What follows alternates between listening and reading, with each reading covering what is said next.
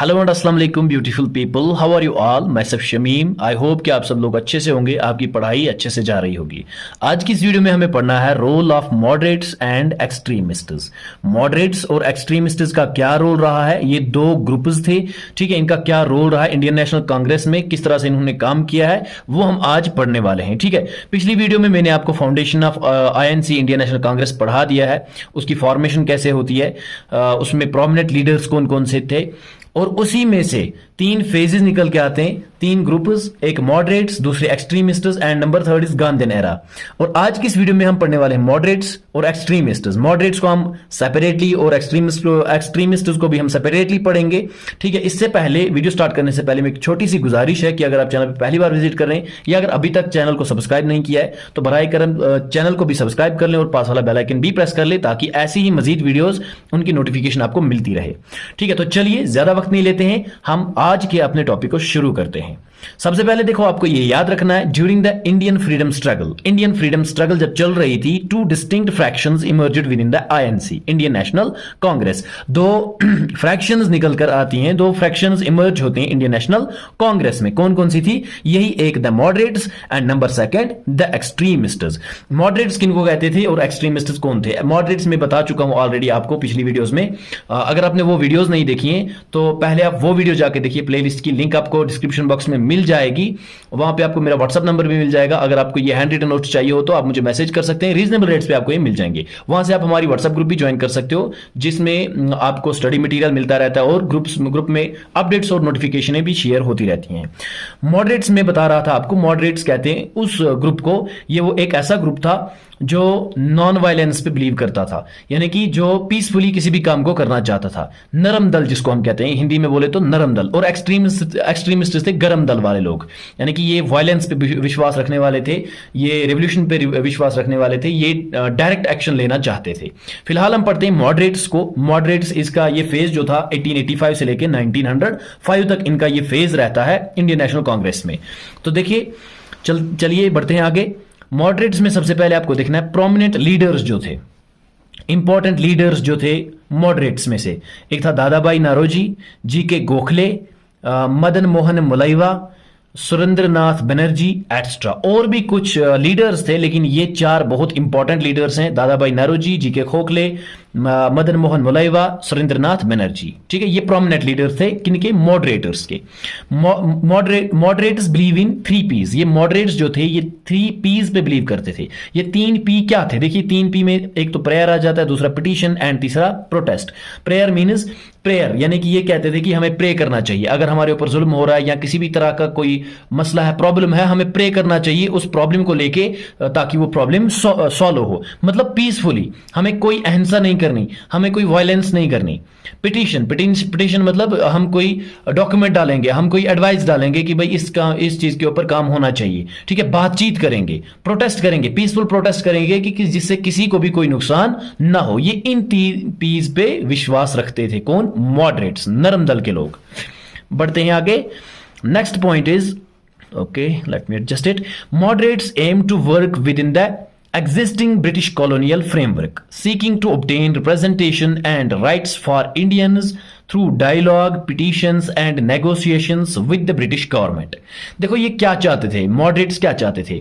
ये चाहते थे कि ये ऑलरेडी जो बना हुआ है ब्रिटिश कॉलोनियल फ्रेमवर्क, ये ऐसा ही रहे, इसी के अंडर हम काम करेंगे, इसी में हम काम करेंगे, लेकिन इसमें हमें रिप्रेजेंटेशन मिलनी चाहिए इंडियन लोगों को, और इसमें कुछ इंडियन लोगों को कुछ राइट्स भी मिलने चाहिए जो उनको नहीं मिले हुए थे, ठीक है। उस तरह की आज़ादी इंडियन लोगों को नहीं थी। ये सिविल लिबर्टी चाहते थे कि लोगों, हर किसी को राइट्स मिले, हर किसी को रिप्रेजेंटेशन मिले, ठीक है। किस तरह से ये चीजें हासिल करना चाहते थे? थ्रू डायलॉग के जरिए, बातचीत करके, पिटीशंस के जरिए, या नेगोशिएशंस करके गवर्नमेंट के साथ, ब्रिटिश ईस्ट इंडिया कंपनी या ब्रिटिश गवर्नमेंट के साथ ये बातचीत करना चाहते थे, उनके साथ पीसफुली ये सारी चीजें डिमांड कर रहे थे। कौन? Moderates. Is it clear? Okay let's move ahead. Moderates have faith in western education. देखिए मॉडरेटर्स को इनका फेथ था वेस्टर्न एजुकेशन में, ठीक है। ये कहते थे कि वेस्टर्न एजुकेशन जो है वो बेस्ट है, ठीक है। जो अंग्रेजों की तालीम है वो अच्छी तालीम है, वो बेस्ट तालीम है, हमें उसको फॉलो करना चाहिए, हमें उसको पढ़ना चाहिए। ये कौन कहते थे? Moderators. They were friendly with Britishers, ये अच्छा, इनकी अच्छी दोस्ती थी ब्रिटिशर्स के साथ, इनके अच्छे ताल्लुकात थे ब्रिटिशर्स के साथ। GK Gokhale said that British rule as a divine gift. देखो जीके गोखले जो प्रोमिनेंट लीडर थे मॉडरेट्स के, इन्होंने कहा है, क्या कहा है कि ब्रिटिश रूल जो है इंडिया के अंदर वो एक डिवाइन गिफ्ट है। गिफ्ट मींस एक बहुत बड़ा तोहफा, और वो भी कौन सा, डिवाइन का गिफ्ट, यानी कि जन्नत का एक तोहफा। इसका इन कहने का मतलब था कि ब्रिटिश जो ये हुकूमत कर रहे थे, ब्रिटिश जो हुकूमत चला रहे थे, इंडिया के ऊपर राज कर रहे थे, ये हिंदुस्तानियों के लिए एक गिफ्ट था, हिंदुस्तानियों के लिए एक तोहफा था। वो भी कौन सा, जन्नत का तोहफा। ये चाहते थे कि ब्रिटिश यहां पे और ज्यादा रूल करे ताकि इंडिया को फॉरवर्ड बनाए, इंडिया में वेस्टर्न एजुकेशन लेके आए, इंडिया में बाकी सारी चीजें लेके आए जो इंडिया वाले कभी सोच भी नहीं सकते थे। ये किसका सोचना था, ये सोचना था जीके गोखले का। Is it clear? चलिए, डिमांड्स एंड प्रोग्राम्स। अब इनकी कुछ डिमांड्स थी, इनके कुछ प्रोग्राम्स थे। किनके? जो ये मॉडरेटर्स थे, इनकी कुछ डिमांड्स भी थी ब्रिटिश गवर्नमेंट से, और वो क्या क्या थी? Moderators seek reduction in defence budget. देखो ये सबसे पहले कहते थे कि जो डिफेंस बजट है, जो आर्मी पे या वेपन्स पे आप खर्चा कर रहे हो, वो कम कर दो। ठीक है, वो खर्चा जो आप जाया कर रहे हो, पैसे जाया कर रहे हो, रिसोर्सेज जाया कर रहे हो, वेस्ट कर रहे हो, उसको कम कर दो। ये मॉडरेटर्स की डिमांड थी। The moderators focused on issues like civil liberties, education, social reforms etcetera. ये इन चीजों के ऊपर ज्यादा जोर देते थे कि सिविल लिबर्टी होनी चाहिए, हर किसी फर्द को एक इंडिपेंडेंस मिलनी चाहिए, फ्रीडम मिलनी चाहिए कि वो कोई भी काम कर सके, एजुकेशन मिलनी चाहिए हर एक स्टूडेंट को, हर एक बच्चे को, या सोशल रिफॉर्म्स, जो भी रिफॉर्म्स हैं वो किया जाए, जैसे सती सिस्टम को एबॉलिश कर दिया गया, उन चीजों को सपोर्ट करते थे कौन? Moderators. Indian civil service exam should be conducted in India, और इनकी ये भी डिमांड थी कि जो इंडियन सिविल सर्विस है, जैसे पहले होता था इंग्लैंड में कि इंग्लैंड में सिविल सर्विस का एग्जाम होता था, अब वो इंडिया के अंदर भी हो रहा है, जैसे आईएएस है या बाकी बाकी एग्जाम्स है। इनकी ये डिमांड थी कि ये इंडियन सिविल सर्विस एग्जाम यहां पे भी हो, इंडिया के अंदर भी हो। Demanding budgets are education should be increased, और इनकी यह भी डिमांड थी कि एजुकेशन के ऊपर बजट इंक्रीज हो जानी चाहिए। इनकी मेन डिमांड थी कि एजुकेशन के ऊपर बजट इंक्रीज होनी चाहिए, बढ़नी चाहिए, और डिफेंस के ऊपर वो बजट जो है वो डिक्रीज होनी चाहिए, कम होनी चाहिए। Demanding participation in government institutions like legislative councils, judiciary etcetera. इनकी ये भी डिमांड थी कि ये पार्टिसिपेशन करे, ये हिस्सा ले गवर्नमेंट इंस्टीट्यूशंस में, मींस लेजिस्लेटिव काउंसिल्स में ये भी जा सके, इनको परमिशन मिले, इनको परमिशन दी जाए जुडिशरी में या लेजिस्लेटिव काउंसिल्स में, या किसी भी गवर्नमेंट इंस्टीट्यूशन में हिस्सा लेने के लिए ये इनकी डिमांड थी। So guys, this was all about moderators, and I hope कि आप सब लोगों को ये अच्छे से समझ में आया होगा। बीच में मैं फिर से बता दूं कि अगर आपको यही हैंड रिटन नोट्स चाहिए हो तो आप मुझे व्हाट्सएप पे मैसेज कीजिए या इंस्टाग्राम पे फॉलो करके मैसेज कीजिए, आपको as such handwritten notes मिल जाएंगे पीडीएफ फॉर्मेट में, वो भी रीजनेबल रेट्स पे। ठीक है, ये सब हमने पढ़ लिया मॉडरेटर्स के बारे में। अब हमें पढ़ना है एक्सट्रीमिस्ट्स के बारे में। Okay, extremists. एक्सट्रीमिस्ट्स ये जो फेज था ये 1905 से लेकर 1919 तक चला था। एक्सट्रीमिस्ट्स थे गरम दल के लोग, यानी कि जो गरम हो जाते, जो गुस्सा करते थे, वो नरम दल के थे और ये गरम दल के। प्रोमिनेंट लीडर्स कौन कौन से थे इसमें याद रख लेना ये फार्मूला, लाल बाल पाल। लाल बाल पाल एक्सट्रीमिस्ट्स की फार्मूला याद रख लेनी है कि ये प्रोमिनेंट लीडर्स थे। लाल से लाला लाजपत राय, बाल से बाल गंगाधर तिलक, एंड पाल से बिपिन चंद्र पाल। ये बहुत इंपॉर्टेंट लीडर थे, ये बहुत ही इंपॉर्टेंट एक्सट्रीमिस्ट लीडर्स थे। लाल बाल पाल, लाला लाजपत राय, बाल गंगाधर तिलक एंड बिपिन चंद्र पाल। इनका गोल क्या था, इनका मोटिव क्या था, इनका ऑब्जेक्टिव क्या था, मकसद क्या था इनका, किनका? इन प्रोमिनेंट लीडर्स का या एक्सट्रीमिस्ट्स का मकसद क्या था? They believe in immediate and drastic measures to challenge British authority including the complete overthrow of colonial rule and establishment of self government. तो इनका ये विश्वास था, ये इनका ये मानना था कि ब्रिटिश अथॉरिटी को चैलेंज किया जाए और जड़ से उखाड़कर उसको फेंक दिया जाए, उस कॉलोनियल रूल को उखाड़ के फेंक दिया जाए और अपनी सेल्फ गवर्नमेंट एस्टैब्लिश की जाए, और वो भी इमीडिएटली, और वो भी जल्दी। ये वायलेंस पे विश्वास रखते थे। इनका कहना था कि अगर कोई सीधी उंगली से नहीं मानता तो टेढ़ी उंगली करनी पड़ती है ना कहावत, अगर घी सीधी उंगली से नहीं निकला तो उंगली को टेढ़ा करना पड़ता है। ये उसी चीज के ऊपर विश्वास करते थे। बातचीत से अगर कोई सुधरता नहीं है तो उसके ऊपर कोई एक्शन लेना फिर वायलेंस बनता ही है, ये इनका कहना था। ठीक है, ड्रास्टिक मेजर्स ये उठाते थे ब्रिटिश अथॉरिटी को चैलेंज करने के लिए। ये कंप्लीटली ओवरथ्रो करना चाहते थे कॉलोनियल रूल को और अपनी गवर्नमेंट को एस्टैब्लिश करना चाहते थे। ये इनका गोल था, ये इनका मकसद था। किनका? एक्सट्रीमिस्ट्स का, ये लाल बाल पाल वगैरह इन लीडर्स का। चलिए बढ़ते हैं आगे। Extremists believe in revolution and violence. ये बिलीव करते हैं रेवोल्यूशन पे, यानी क्रांतिकारी भी। इनका कहना था कि रेवोल्यूशन लाना जरूरी है, और वो कैसे आएगा? वायलेंस से ही आएगा। हमें तोड़फोड़ करनी होगी, हमें इन्हें मारना होगा, पीटना होगा, इनको भगाना होगा यहां से, जूते और चप्पलें मार मार के। ऐसे ये सुधरने वाले नहीं है। वो इस चीज के ऊपर विश्वास रखते थे। They want to achieve complete independence. ये पूरी की पूरी कंप्लीट इंडिपेंडेंस अचीव करना चाहते थे। ऐसा नहीं जैसे हमने देखा मॉडरेटर्स क्या कहते थे, उन्होंने कहा था सिविल लिबर्टीज मिलनी चाहिए, यानी कि हर एक शख्स को यहां पे फ्रीडम मिलनी चाहिए कि वो कोई काम कर सके। लेकिन ये कंप्लीट, लेकिन उसमें हमने देखा था मॉडरेट्स में कि वो ऑलरेडी जो फ्रेमवर्क बना था कॉलोनियल सिस्टम का, ब्रिटिश का, उसी के साथ रहकर वो काम करना चाहते थे। लेकिन ये नहीं, ये चाहते थे कंप्लीट इंडिपेंडेंस, कि ये वो अंग्रेज यहां से पूरी तरह से दफा हो ही जाए और हम अपनी खुद की हुकूमत चलाए।